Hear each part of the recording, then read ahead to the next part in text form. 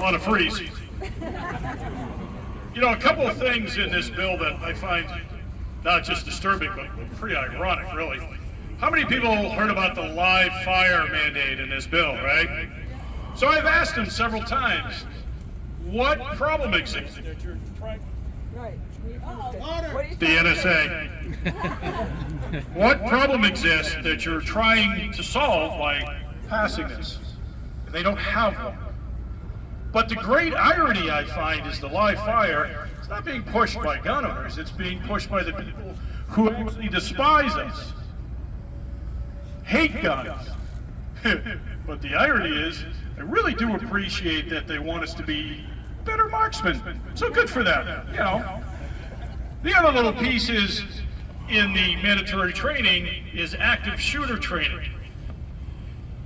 We're not allowed in any place where active shooters go to kill our children because you've already passed laws that prevent that. So what good is active shooter training going to do?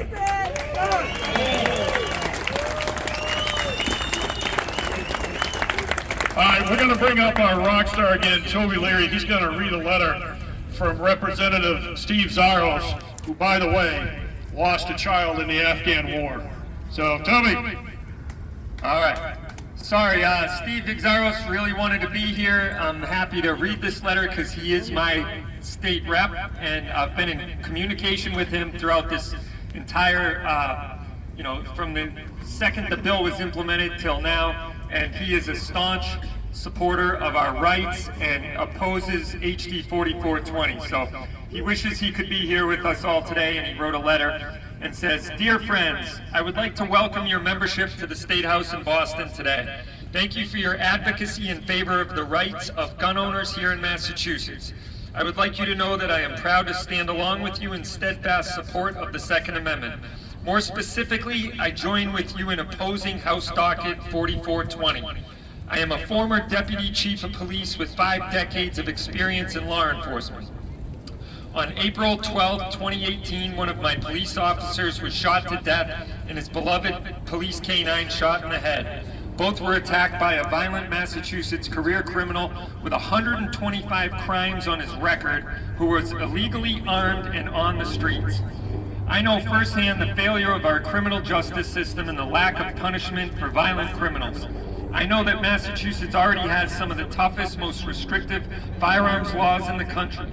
I am troubled by recent upticks in the amount of violent crime across our state, and it is true that some of those crimes are committed with guns. However, to the extent we may feel compelled as a society to address violent crime, I don't believe passing more restrictive gun laws is the answer, or certainly that it would be our first reaction.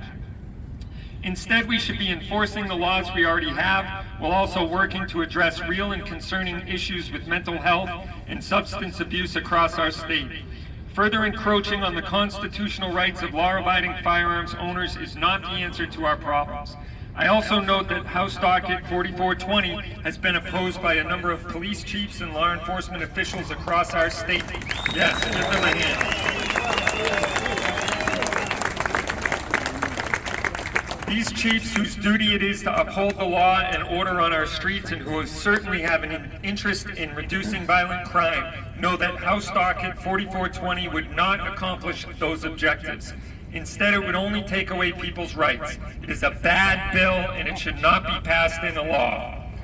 One of the things I respect most about Goal is your commitment to not just firearms advocacy, but also to education. I always appreciate hearing from you and your members whenever there is concern. For that reason, I encourage your leadership and your members always to reach out to my office and to let me know how you feel about pending legislation or whenever you feel there is a need for change or action.